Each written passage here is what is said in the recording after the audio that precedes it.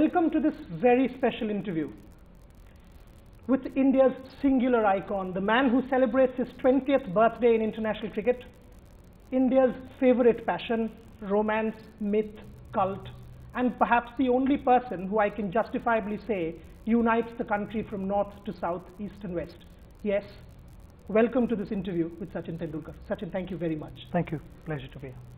First question, 1989, 20 years, 20 long years. You started out as a prodigy, somebody who's come to take the cricket world by storm. You continue to rule the cricket world. How is that possible? I don't know whether I continue to rule the cricket world or not, but I continue to enjoy the game. That's more important for me. I think the day I held a cricket bat, it was because of sheer passion for the game and love for the game, and it's still there in me today, and I'm proud of the fact that I've been given an opportunity to serve the country for 20 years, and 20 years is a long time. I'm the lucky one. You mentioned the fact that serve the country. Those are the words, that sort of got me attracted to you. You carved out our national imaginary. When you came, we had Kashmir, we had Sri Perumbudur, we had Babri Masjid. Suddenly the very foundations of our democracy were shaken, and there was this one man who could get north, south, east, west together. Talk about that tricolour on your helmet and that coffin and what it means to wear that tricolour. It's hard to express what it means. I mean, I think when you hear a national anthem or have a tricolour on your helmet, it's a terrific feeling. I get goosebumps whenever we say the national anthem in the middle, or in the middle of the field, or wherever. I mean, the moment the national anthem is played, the feeling is different. And the same feeling when you have a tricolour flag on my helmet, because I'm proud to be Indian, and I want the whole world to know that I'm Indian. That very line, if that advert, my name is Sachin Tendulkar and I play for India, I think is the line that has shaped our conscience for a long, long time. Talk a bit about the pressure. I mean, 1 billion plus, hope to, every day you would do a miracle for them. How do you cope with that? Deconstruct that part of Sachin Tendulkar. Well, the pressures are there. I mean, all walks of life, I think the pressures are there, and not only for cricketers, but for doctors, for engineers, for scientists, for any sportsman. There are pressures at different levels, and we all have to deal with those pressures, and you learn to sort of deal with them.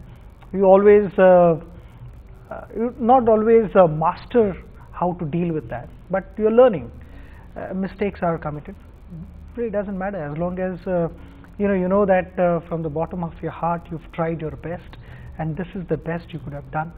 That is all matters to me, and I feel success and failure, it's a big package with success and failure, but giving efforts, I think it's in an individual's hands, and that is what matters to me.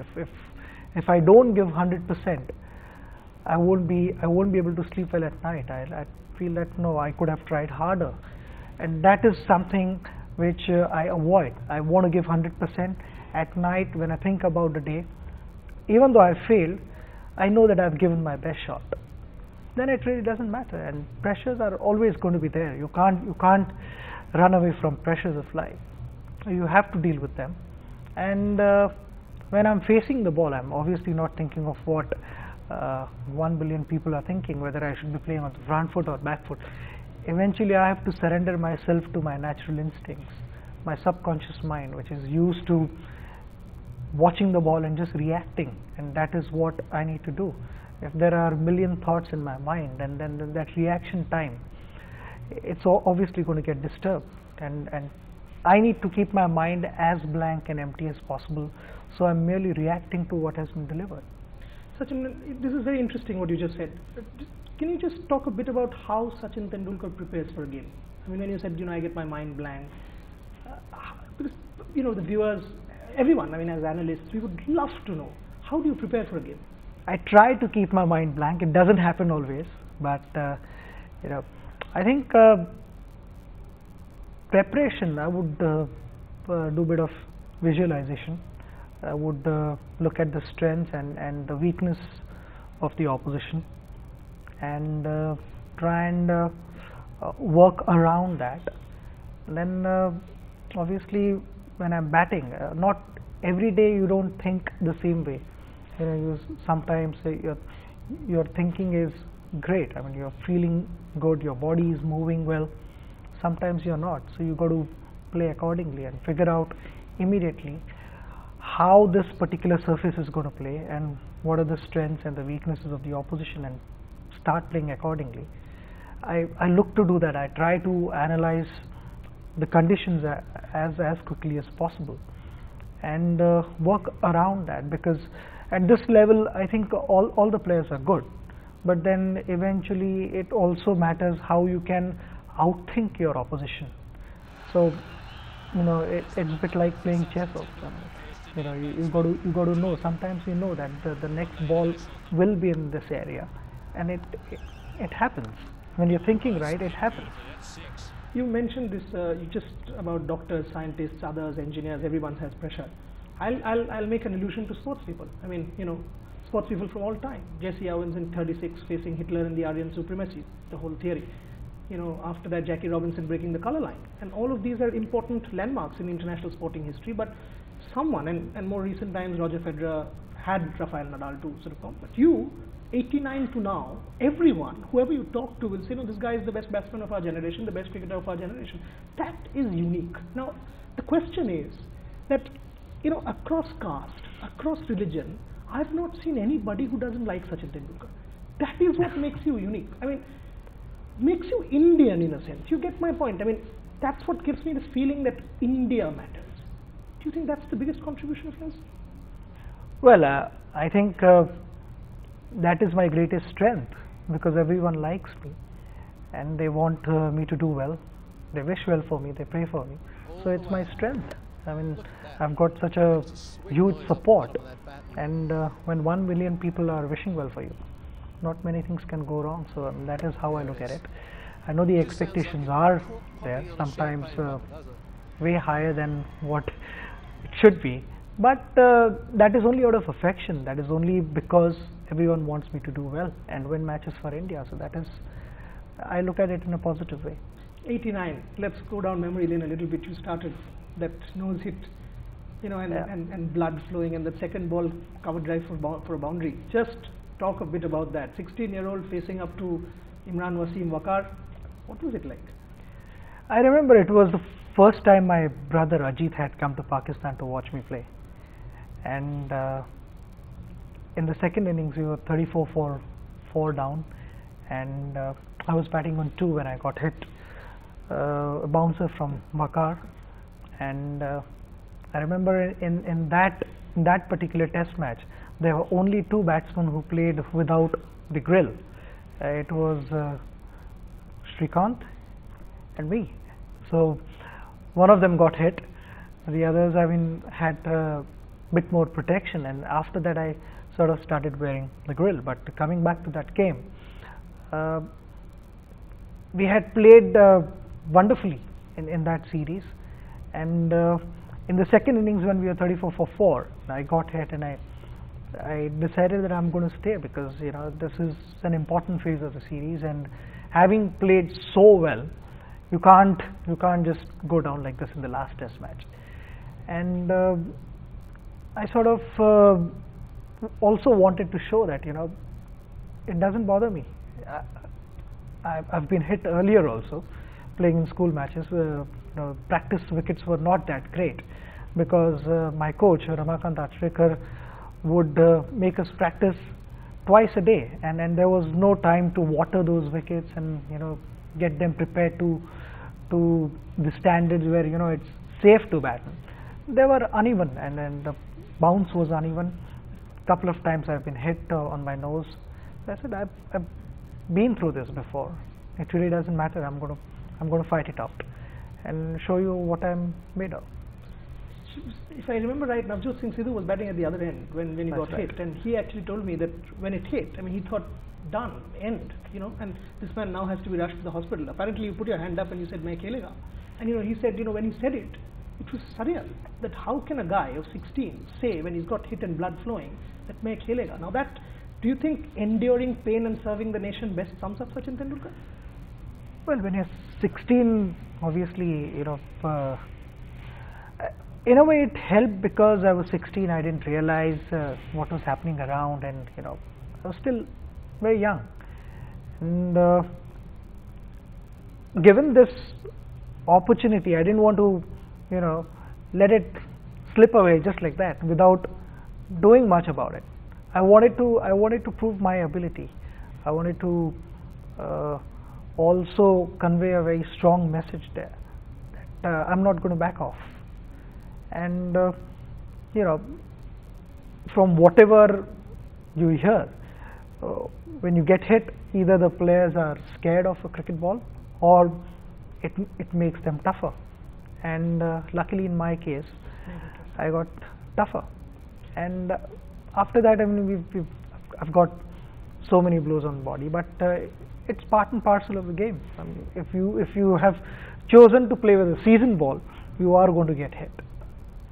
See, this is this joke about you that when people try to rile you up or be aggressive against you and hit you or whatever, and if that kind of aggression, you counter it with a fantastic innings. Now, does that sort of happen? I mean, do you sort of provoke yourself a little bit more, psych yourself up a little bit more? It happens, yeah. I mean, when somebody is needling you, then obviously, that extra bit helps you to go further in delivering performances. Why don't you give us an instance? Because this obviously viewers and people who read it don't know. So talk a bit exactly, if you remember one. It has happened so many times. The guys have said so many things. In fact, the first tour of Australia, there are so many things said. I mean, I remember in Perth, and I blocked a ball, and the fielders were not that close, but also at the same time a single wasn't possible. So I went to pick up the ball, and Alan Border was fielding in gully, and he said, "Don't touch that ball." After that, I decided I'm never going to touch the ball. But this is international cricket, and this is the way it's played. So so all these things teach you a lot, but that doesn't mean that you don't pick up the ball and just. But when you mentioned that 114, you and I have discussed this when last Australia tour. I remember I was waiting. You came up and we talked about the DVD. That remains one of the most amazing hundreds, isn't it? 114. 1992 Australia, hallowed fortress of the Wacker, that track. Talk a bit about that century. I think that particular tour was important for me because when you do well against Australia, in Australia, the whole world takes notice of you. And I'd gone there in 1991 after having played for almost 20 months or so of international cricket. So I was very confident and I wanted to go there and do something special. In the third test match where the ball was turning a bit, I managed to get 100 there, and in Perth also, where the wicket was quick, bouncy, and I was pretty comfortable on that track. It gave me immense confidence after that because I was able to score runs on two different surfaces altogether, and when you are 17, 18 and you are able to do that, your confidence level just shoots through the roof, and that's what happened to me. I mean, I felt that I'm ready to take on the world. It doesn't matter who is bowling. I will not be overconfident, but I'm confident about my ability. I'm in a position to tackle any bowler in the world. Just a quick rewind, like that 88. Did you actually cry after you got out for 88, that New Zealand tour, the first 100 when you missed? Yeah, I'm glad that in those days there were not as many cameras what you see today, because otherwise you would have captured the tears rolling from my cheek. Because yes, I was terribly disappointed. I hit 2 boundaries in the morning. I was batting 80 overnight, and I hit 2 boundaries, and then a big drive straight to John Wright. So whenever the first time I met John after that, when John became our coach, I told him that why did you have to catch that? You could have dropped that. So no, it was a big disappointment. And the first 100, I think it was in a 9th test match, right? I mean, that England match which you saved with Manoj Prabhakar. Talk a bit about that first 100. After all, it's the first 100. Yeah, again, we were in a difficult situation. We had lost wickets, and we had to play out some 70 overs or so. And I just played my game, my natural game. I mean, I played shots. Obviously, there was attacking field set. The bowlers tried everything possible. I was not thinking much about anything around happening, but just focusing on the ball. And I said, I'm not going to get out. I'm just going to be here and play my natural game.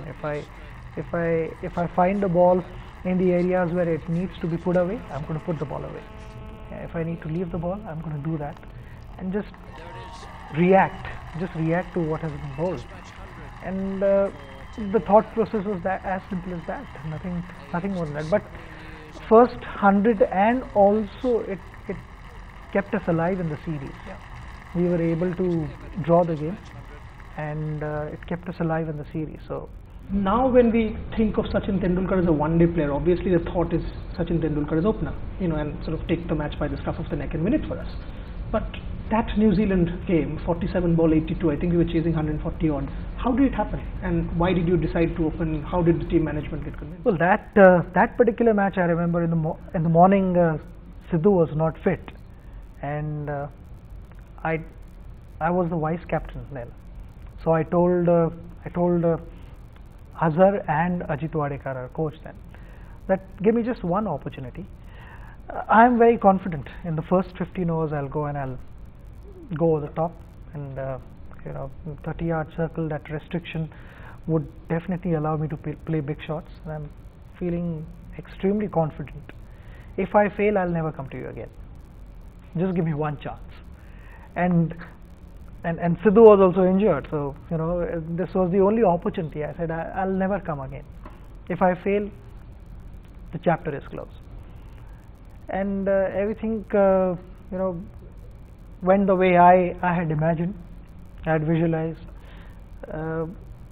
It was a fresh experience for me. New ball, and you have to time the ball. You have to also try and be there for some time, because new ball does a little bit more than the old one. I mean, normally I was batting number 4 or number 6 before that, so it was a fresh experience for me. I thoroughly enjoyed it, and started connecting the ball well, and then allowed my natural instincts to just take over. It worked well till I was on 82, and after that I said, okay, the fielders are in deep. I'm just going to, place the ball in between, because there is nobody, and I'm going to.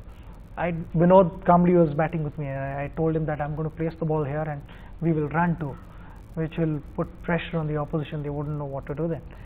And I top edged the ball, cotton ball of Matthew Hart, and I said I should have continued. And so many guys said, what was the need to do this when you were clearing the ball? I said, yeah, maybe that was a better option. What adds to the romance of Sachin Tendulkar, the aura, 1999 World Cup, your dad's demise, coming home, then going back in that 140 against Kenya. What goes through a sports person? I mean, we are all human, right? I mean, coming home to a void which none of us can ever fulfill. Talk a bit about that mindset. Yeah, that was definitely the toughest week of my life, and a difficult phase. I mean, it's something an individual, not only a cricketer, but an individual never wants to experience. And yeah, I mean, my mother, my family, everyone said that you should go back and play now, because this is what your father would have wanted, and you need to go back and play. It was tough. I mean, I know even the morning of match, I was wearing glasses because I just could not control my tears, and I was in a different state of mind altogether. I could not honestly think much about the match, because it was difficult to take my mind other than the other than what had happened and think about cricket. But I mean, I had to be in England and do something special. And you know, I managed to get runs against Kenya, and it was, yeah, I mean, it was a tough phase. All I can say, it was a tough phase. It's hard to express.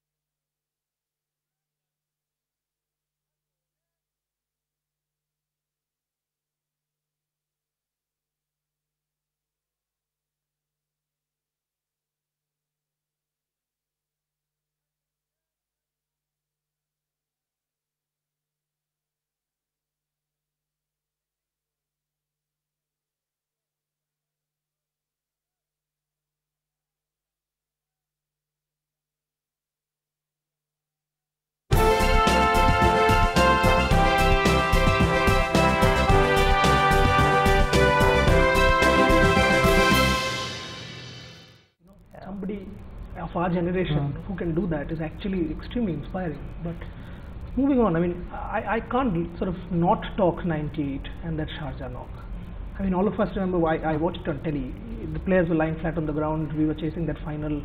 We were almost out because the equation had become difficult. What happened? I mean, you just went berserk after that sandstorm. Yeah, before that, a very funny incident happened which nobody noticed.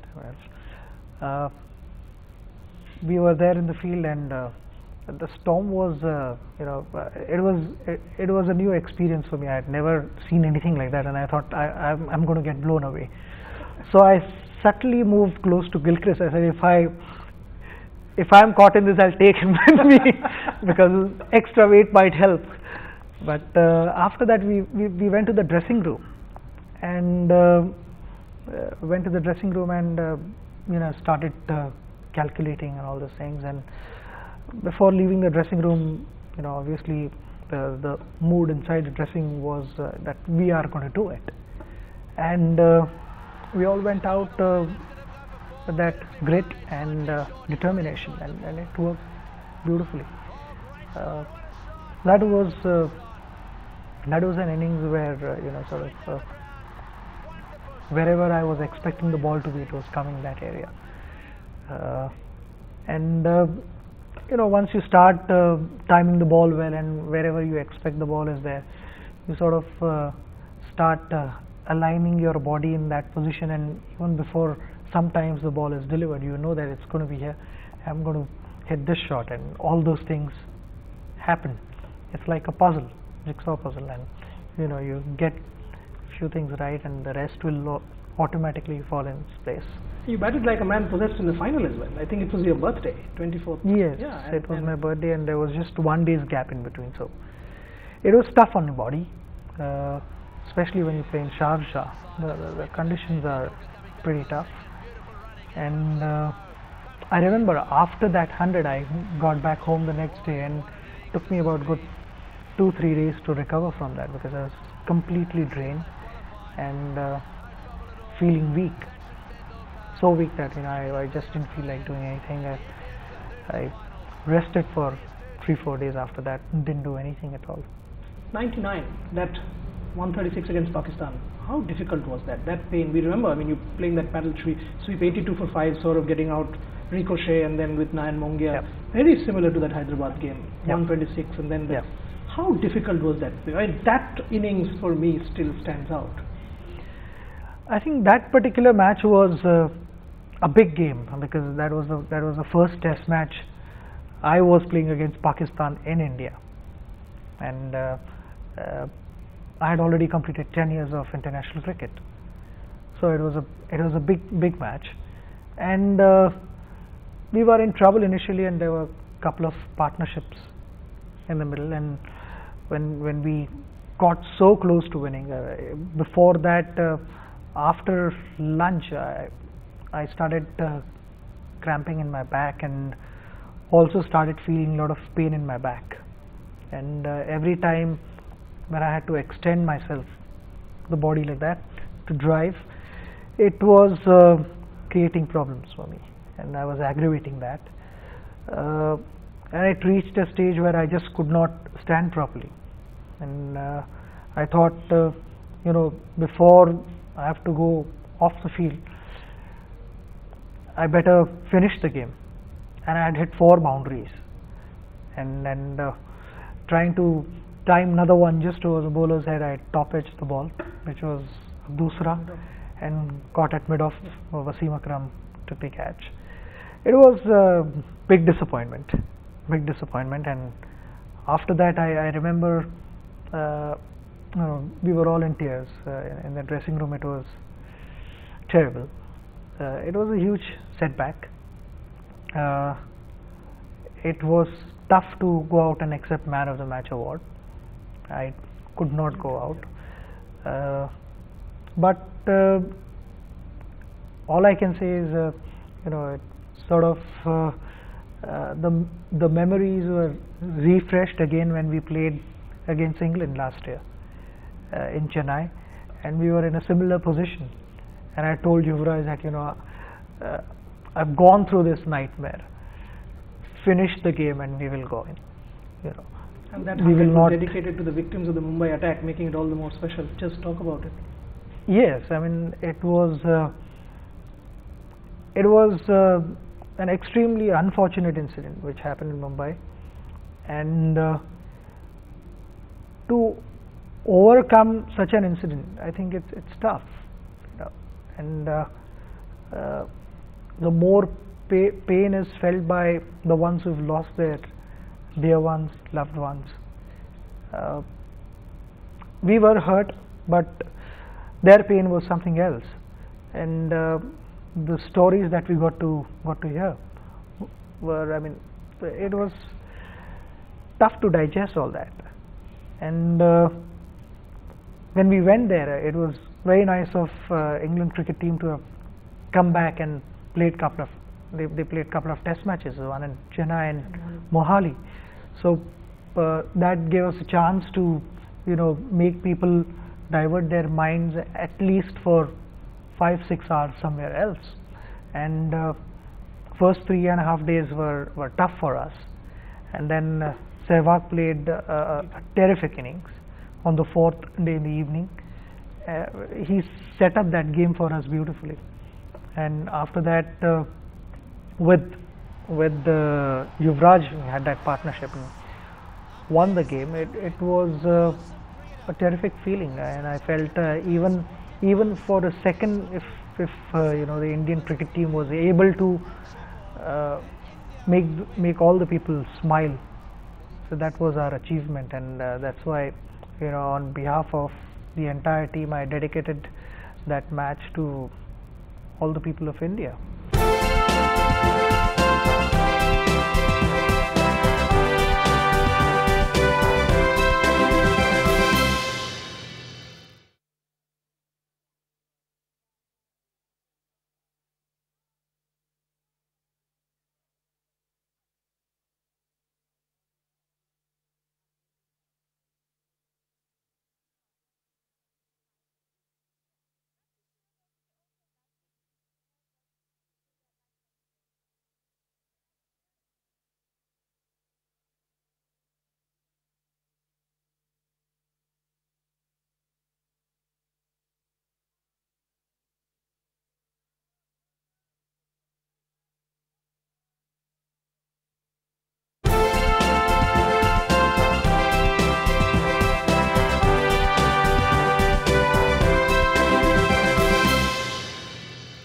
Indeed it was. What a fantastic match it was.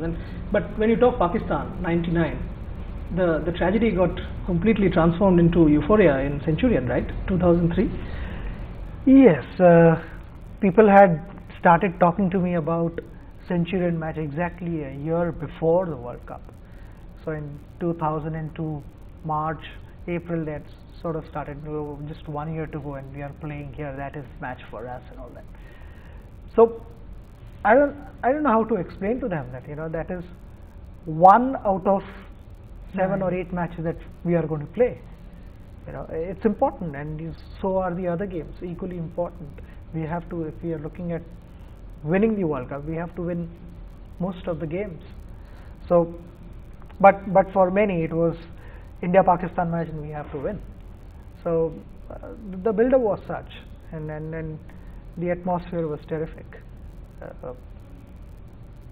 Packed stadium. We were chasing 274. Yeah. So big target, and again in the dressing room, dressing room was pretty quiet and everyone was focusing on the game. And I wore my earphones and I started listening to music. I wanted to be in my own, in that zone. And when the umpires walked in and fielders went in, I just removed my earphones and put them in my handbag and started walking in with Viru. So that was, I would not hesitate to say that definitely one of the biggest games of my life. And 18 of that second over, that third man six, was immortalized on television, immortalized by people in this country who worshipped alongside Lord Shiv on Shivratri Day. That's something extraordinary. Yeah, I mean it wasn't planned. The initial planning was obviously to try and see through the first spell, because that is where they will try and get early wickets, and if we don't give them early wickets, then we are in the game. So whatever happened after that, it was just sheer instinct. Both me and Viru, we played some shots, and we were merely reacting to what was bowled, and the instincts took over, and everything clicked beautifully. When we talk about such games and such situations, will you say one of your biggest disappointments is the 2007 World Cup, or not being successful as you would have expected as a captain? Well, I think 2007 World Cup, because it was a big tournament. We had a fantastic team, and everything was well set for a big tournament for us. But it came as a big disappointment to all of us. Well, I definitely felt the batting order was not right. I felt that was probably one of the reasons. Though I mean I wouldn't want to go into the details. I don't believe in all that. Whatever happens in the dressing room should stay in the dressing room. But I just felt it could have been slightly different. And just the first match against Bangladesh, I thought that wasn't the way we were expected to play. I can say we tried our best, because nobody wants to go out and fail. We all want to go out and perform well and win matches. But there are days when it just doesn't happen. It was one of those days where it just didn't happen. Captaincy, regret? No, I have no regrets that way. I mean, individually I have no regrets at all. Because captaincy again is not about an individual, it's about the team. And I feel it is India who plays a particular match. It is not about individuals. It is about our team. And that's why I mean it doesn't. It was painful. I mean, whenever we lose, it's painful. But the World Cup was definitely more disappointing. 2007 World Cup on, suddenly we see another change in Tendulkar, and he becomes the best again. I mean, that transformation when we went to Australia, that Sydney 100, that Adelaide 100, the CB Series 100, suddenly you were a man possessed yet again. What happened? Did you get some extra motivation? You started mentoring the side. Something happened, maybe not consciously, but what happened? I don't know. I mean, before going to West Indies for the World Cup, I had scored 100 in India also. Yes. I became, I think, fan of the series, if I'm not mistaken. I don't know. I think I became fan of the series before. So it was there, but I don't know. I mean, it just happened. I don't think like that. I always go out thinking that I'm going to score runs and I'm going to win a match for India. I always think like that. So as far as my thought process is concerned, I didn't change anything. But batting in one-day cricket over the last 2 years, you've been absolutely fantastic. I mean, incredible if you think through your 20 years. I would say the last 2 years have been extra special. Think about it. I mean, but at the same time, playing in Australia, perhaps you're the only guy who, when he steps out, I watched you at Lords, I watched you at Sydney, Australia, West Indies, everywhere. Only player who gets a standing ovation. Incredible, isn't it? Well, that's what happened on the last Australian tour.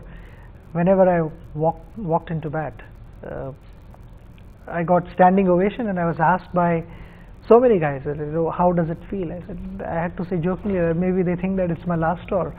So maybe because of that I'm getting this, but it feels nice, it feels special, and I'll always remember this because it always made me feel special. And Australians love cricket, they love sport, and when you go there and you do well and it's been appreciated and you get standing ovation, you're walking into bat, I'm humbled by that.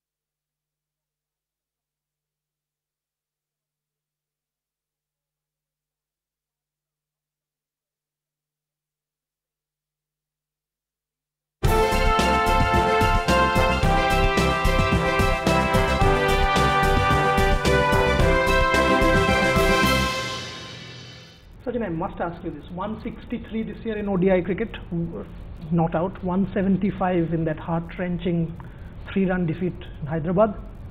The body has held up. So can we now say you are playing the 2011 World Cup?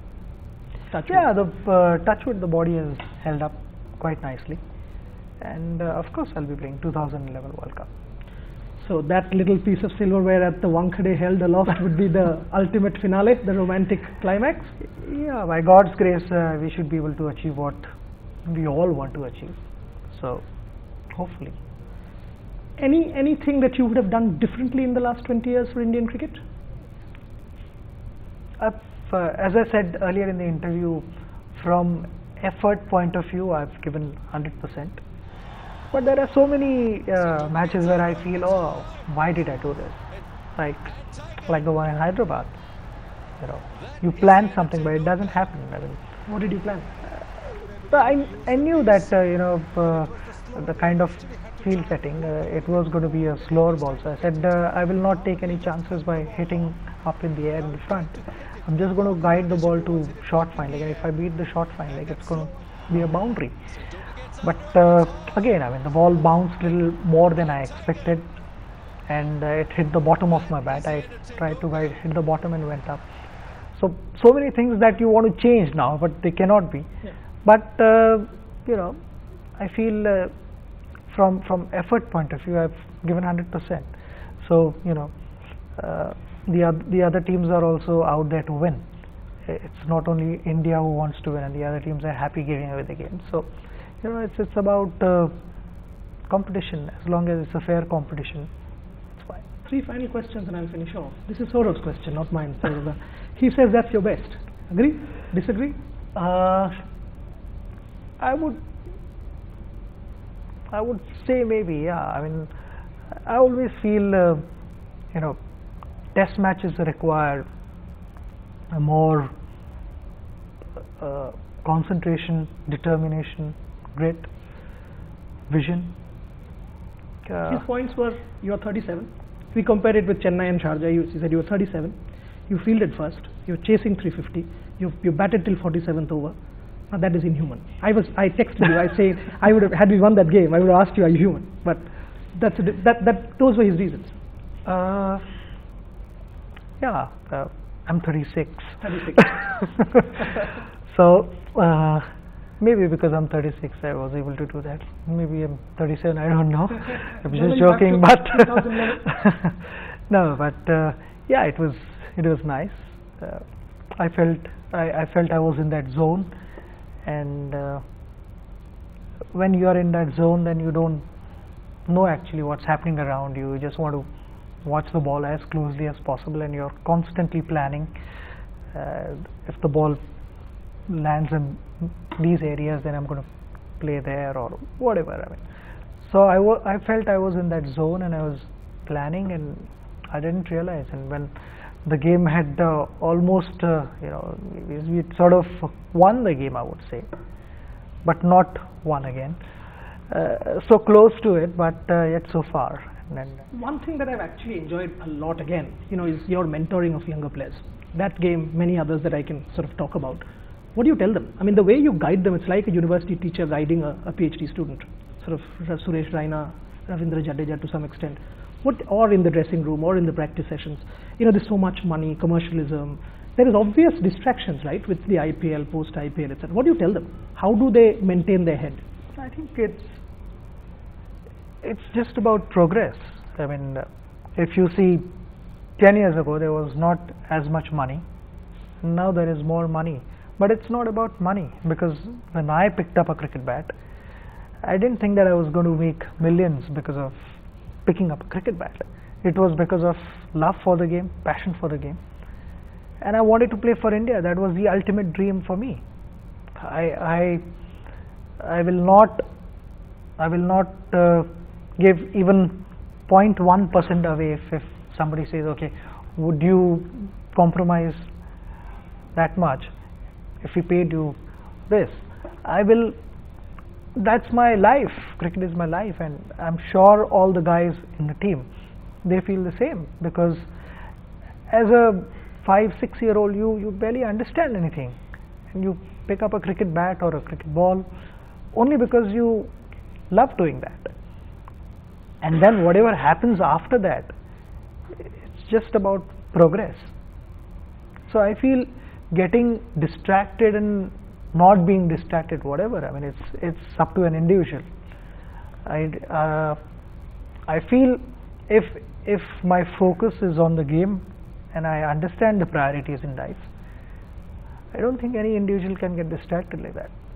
It's as simple as that. I would worry about how to score more runs than how to make more money.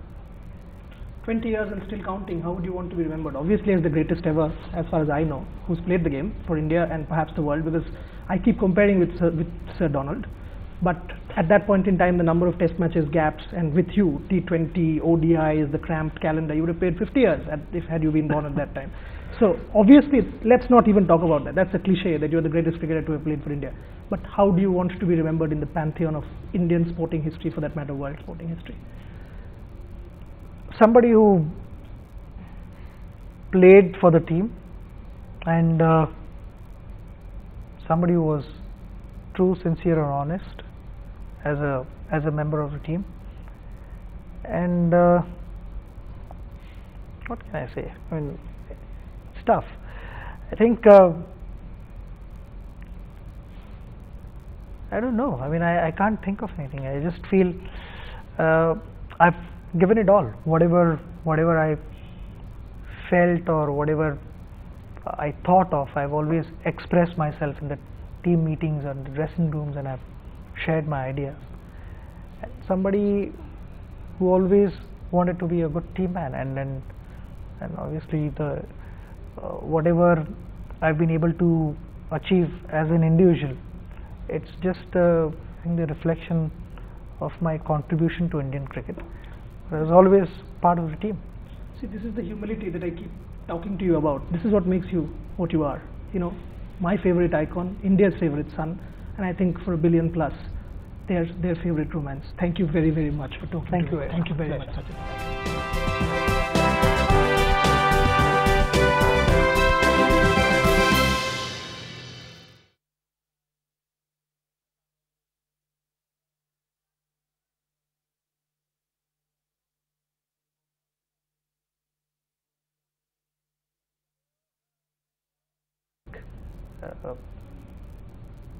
packed stadium. We were chasing 274. Yeah. So big target.